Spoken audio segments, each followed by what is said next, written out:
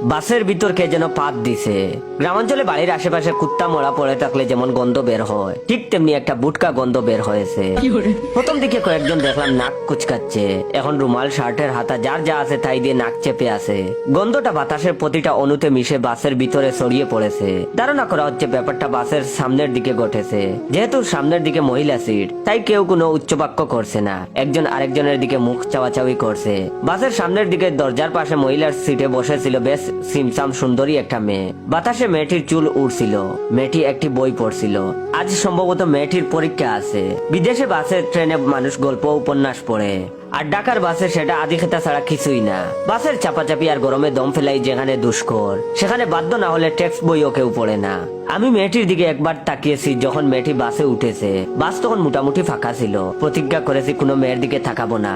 ইদানিং চোখের দৃষ্টি হেফাজতের চেষ্টা করছি। প্রথমে কিছুক্ষণ জানালা দিয়ে বাইরে তাকিয়েছিলাম, তারপর থেকে আর হেফাজত সম্ভব হয়নি। অবাধ্য চোখ ঘুরে ফিরে সেই মেয়ের দিকেই যাচ্ছিল।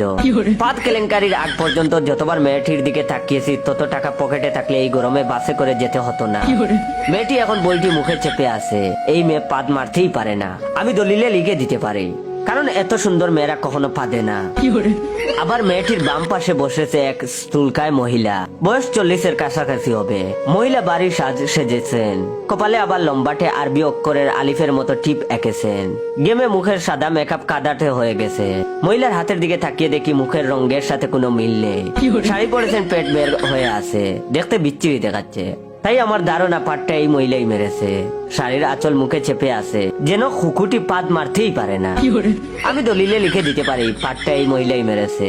সামনের দিকে বাসে আছে টাক মাতার এক ভদ্রলোক। তিনি কিছুক্ষণ আগে হকারের কাছ থেকে বাংলাদেশ প্রতিদিন পত্রিকা কিনেছেন। তিনি পত্রিকায় ডুবে আছেন। টাক মাথা আর পত্রিকার দ্বারা বাম হাত ছাড়া কিছুই দেখা যাচ্ছে না।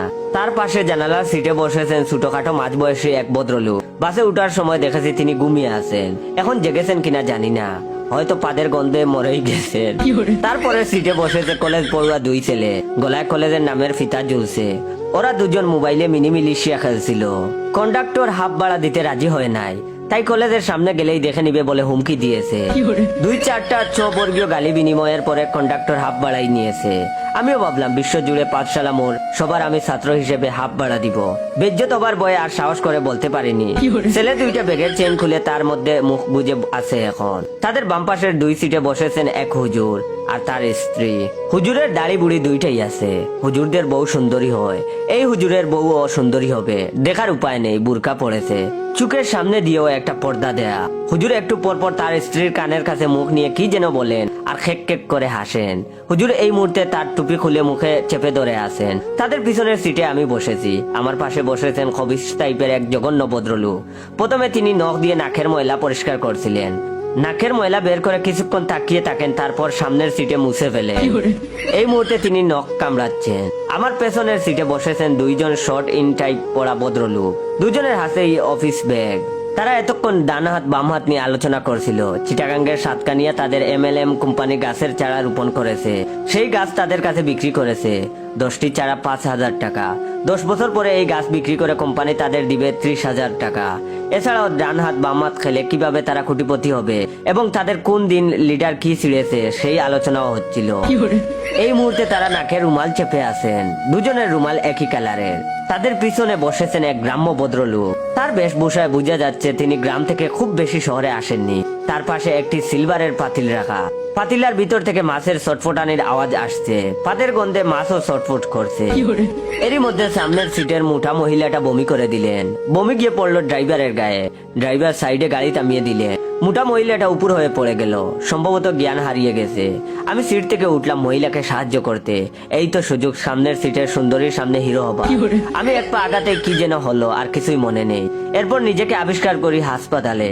ঘটনার যতদূর জানলাম ফাদের গন্ধে কেউ অজ্ঞান হয়নি। সামনের সিটের ঘুমন্ত ভদ্রলোক একজন ল্যাব প্রফেসর ছিলেন। তার ছোট ছোট একটা হাইড্রোজেন সালফাইডের সিলিন্ডার ছিল। সেটা বাসের ধাক্কায় পড়ে গিয়ে গ্যাস লিক করে। হাইড্রোজেন সালফাইড একটি গন্ধযুক্ত টক্সিক গ্যাস। 3 জন অজ্ঞান হয়ে হাসপাতালে এনেছে, আমি যাদের মধ্যে একজন। বাকিদের প্রাথমিক চিকিৎসা দিয়ে ছেড়ে দেওয়া হয়েছে। আমি ডান পাশে তাকিয়ে দেখি পাশের বেডে সেই সুন্দরী ঘুমিয়ে আছে। ওয়ার্ডের ফ্যানের বাতাসে সামনের কয়েকটি চুল উড়ছে। ইচ্ছে করছে গিয়ে চুলগুলো সরিয়ে দেই। ঘুমন্ত মেয়েদের চেহারা এত নিষ্পাপ হয়ে জানা ছিল না। আমি মোবাইলে মেয়েটির একটা ছবি তুলে রাখি, হয়তো কথা হবে না, হয়তো আর দেখা হবে না। দ্বিতীয় এই দেখাটাই কম কি? তাহলে তৃতীয় ব্যক্তি কে অজ্ঞান হয়েছিল? আমি তখন বাম পাশে কাত হতেই সেই মোটা মহিলাটা জিজ্ঞেস করলেন, ভাই পাটটা কোন হারামির বাচ্চা মারছিল? No, no, no.